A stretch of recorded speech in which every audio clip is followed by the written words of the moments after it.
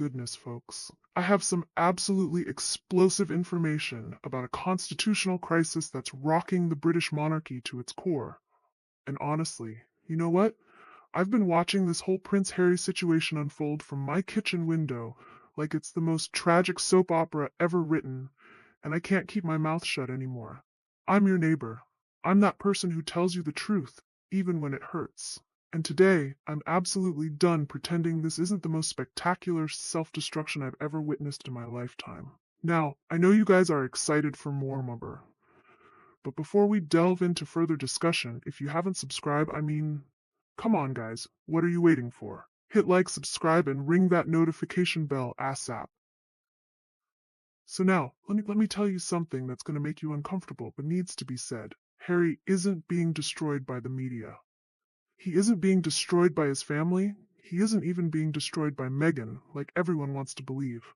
Harry is destroying himself, piece by piece, decision by decision, and we're all sitting here watching it happen like we're stuck in some twisted reality show that we can't turn off. I remember when this man was the golden boy, the soldier prince who served his country, who created something beautiful like the Invictus Games, who carried his mother's legacy with such dignity and grace that it made your heart swell with pride. That Harry could do no wrong in my eyes. That Harry was someone you'd want your own children to look up to. But the Harry we have now? This isn't that man anymore. This is someone who has undergone what I can only call a complete personality transplant, and it's honestly terrifying to watch. When Dr. David Starkey said those 5 devastating words, he's destroying himself, it wasn't just criticism, it was a historian looking at a pattern we've seen throughout history and calling it exactly what it is. This is what happens when privilege meets entitlement meets victimhood culture. And the result is always the same catastrophic implosion that takes everyone around them down with it. Let's talk about that memoir, Spare. Because honestly, that book was the moment Harry jumped off the cliff and decided to take his entire reputation with him. I picked up that book thinking maybe, just maybe, I'd get some insight into the real struggles of being royal, maybe some wisdom about loss and healing and finding your way in the world. Instead, I got a grown man complaining about bedroom sizes, airing the most intimate family details like he was settling scores on a playground and sharing personal moments that should have stayed personal until the end of time. The man literally wrote about losing his virginity in a field, and then had the audacity to act like this was some profound truth-telling exercise. No, Harry, this wasn't brave storytelling. This was exhibitionism dressed up as vulnerability, and the whole world could see right through it. You don't heal family relationships by broadcasting every private conversation and petty grievance to millions of strangers who are just there for the drama. But here's what really gets me angry, and I mean really, truly furious about this whole situation. Harry had everything. Everything. He had the love of an entire nation who watched him grow up, who mourned with him when his mother died, who cheered when he found his purpose in the military, who celebrated every milestone and achievement like he was their own family member. He had a grandmother who loved him unconditionally, a father who supported his ventures, a brother who stood by his side through everything life threw at them. And what did he do with all of that love and support and opportunity? He threw it away like it was garbage because someone told him he was a victim.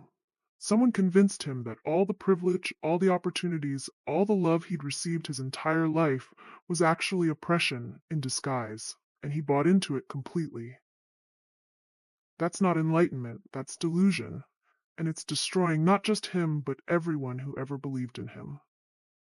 The Invictus Games were supposed to represent everything noble about Harry's character. Invictus means undefeated, unconquered, unbroken.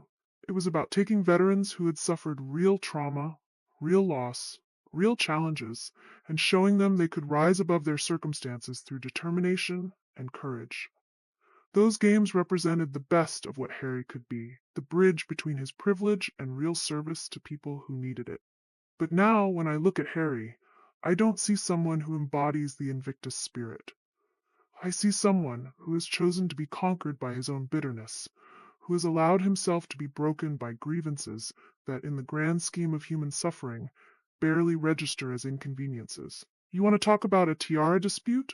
About bedroom sizes? About who got more attention at Christmas? While you're sitting there representing veterans who've lost limbs, who've watched friends die, who've sacrificed everything for something bigger than themselves. The contrast is so stark, it's almost offensive. And I think that's what Dr. Starkey was really pointing to when he talked about this religious conversion Harry has undergone. It's like he's abandoned every value that once made him admirable and replaced them with this toxic ideology that turns every disappointment into victimization, every family disagreement into abuse, every privilege into oppression. Lady Colin Campbell, Angela Levin, Tom Bauer, they've all been saying the same thing for years.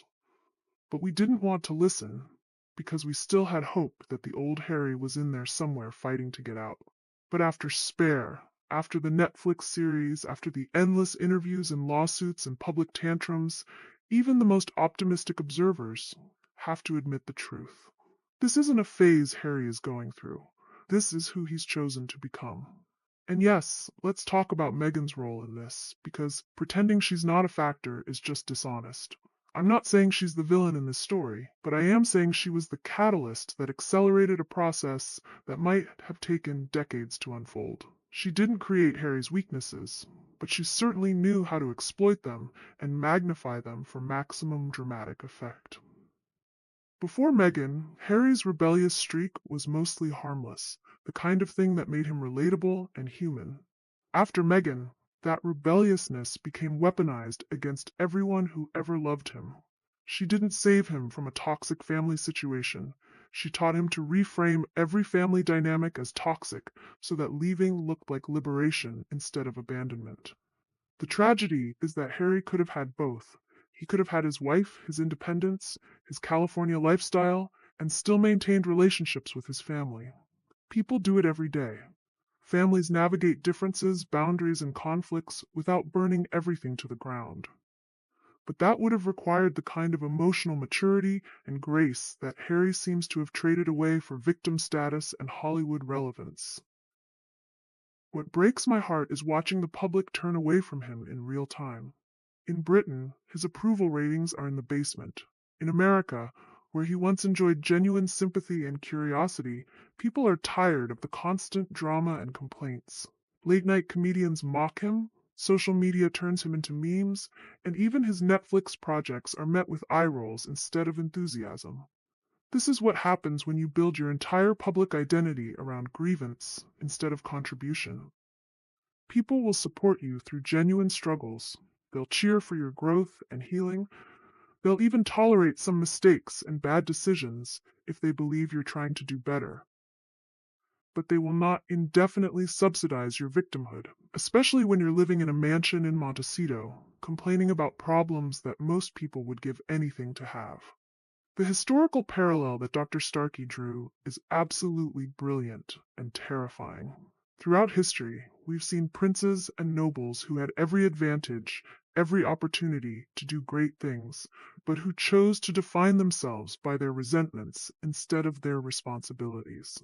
They become cautionary tales about what happens when privilege meets entitlement, meets a victim mentality that turns every blessing into a burden. Harry's story could have been so different. He could have been the royal who bridged traditions with modernity, who brought his military experience and common touch to modernize the monarchy, who used his platform to highlight causes that desperately needed attention. Instead, he's become the royal who abandoned his duty to chase celebrity, who traded service for self-pity, who chose drama over dignity at every possible turn. The most damning part of all this is that Harry seems to think he's the hero of his own story. In his mind, he's the brave truth-teller standing up to an oppressive system, the loving husband protecting his family, the modern man choosing authentic living over outdated traditions. But the rest of us can see what's really happening. We can see a man who's been convinced that burning bridges is the same as building character, that airing grievances is the same as healing trauma, that choosing sides is the same as choosing growth. So when Dr. Starkey says Harry is destroying himself, he's not being cruel or unfair or biased against someone who chose a different path. He's stating an observable fact about what happens when someone with every advantage in the world chooses to see themselves as disadvantaged, when someone with every opportunity chooses to focus on every slight, when someone with every reason to be grateful chooses to catalog every grievance instead. This isn't about taking sides in some royal family drama. This is about watching someone systematically dismantle their own life, their own reputation, their own relationships, and their own future, all while convincing themselves they're doing something noble and necessary. It's tragic, it's preventable, and it's entirely self-inflicted. The question now isn't whether Harry can recover from this, because honestly, I'm not sure he can. The question is whether he'll eventually recognize what he's done to himself and the people who loved him, or whether he'll keep doubling down on this destructive path until there's nothing left to destroy. Either way, we'll all be watching from our kitchen windows, hoping against hope that somewhere in there, the old Harry might still be fighting to come home. Ta-ta, and bye for now.